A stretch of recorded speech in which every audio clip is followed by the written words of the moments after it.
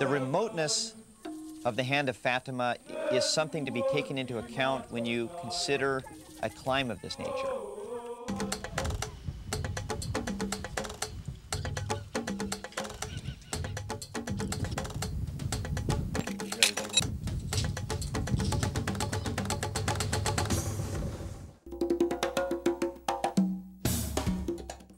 It's not just about climbing. Going to places like this is more than climbing. It's going to see the different cultures, the different people, and beginning to understand it.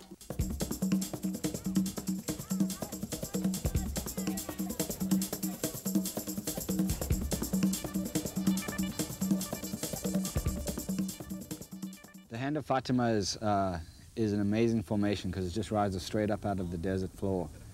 It's such a contrast between the flat desert and these dead vertical towers.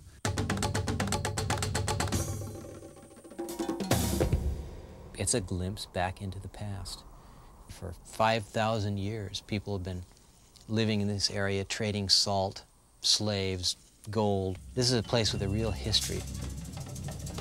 We wandered around some boulders at the base, and the friction was non-existent. We couldn't hold on to the biggest holds. It was just polished like you wouldn't believe. And we were quite afraid and concerned about what we would be able to do on the wall.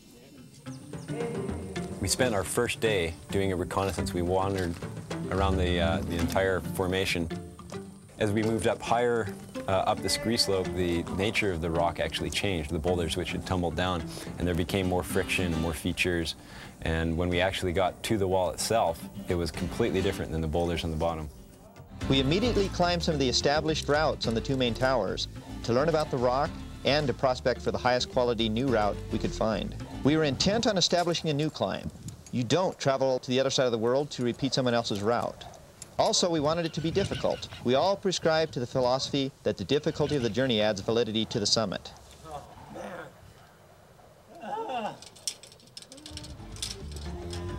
After 3 or 4 days, we all agreed on the route we would attempt. The dramatic, overhanging 1,500-foot corner of the left tower presented the greatest challenge and is by far the most aesthetic line in the area. One thing that doesn't surprise me about this route is the amount of work involved. A tremendous amount of physical and psychological labor. The harmattan is a vicious wind that blows off the Sahara. Throughout the climbing expedition, the relentless harmattan would make any activity a battle.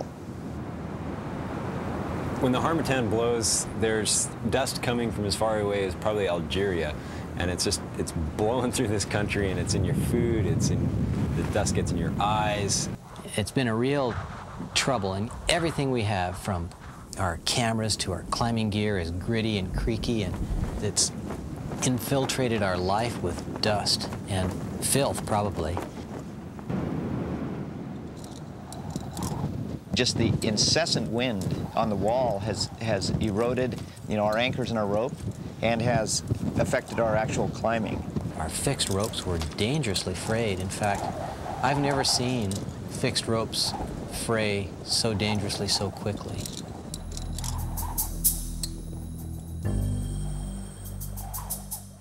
I know, without a doubt, that Andrew de Klerk is the finest all-round mountaineer ever to have come out of South Africa.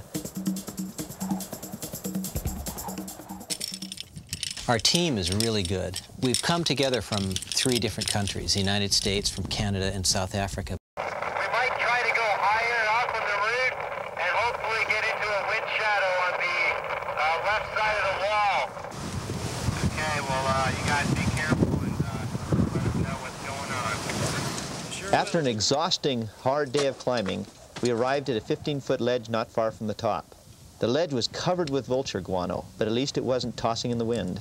We were down to the end of our water, and we were down to cans of peaches and pears, a couple of Stoker bars, but at least our morale was doing okay. We had slept better than in the hanging camp, but in the night Andy's leg had taken a major turn for the worse. Despite our concern and a raging fever, Andy remained intent on going to the summit. We had been at the Hand of Fatima for almost a month, and every day had been a fight.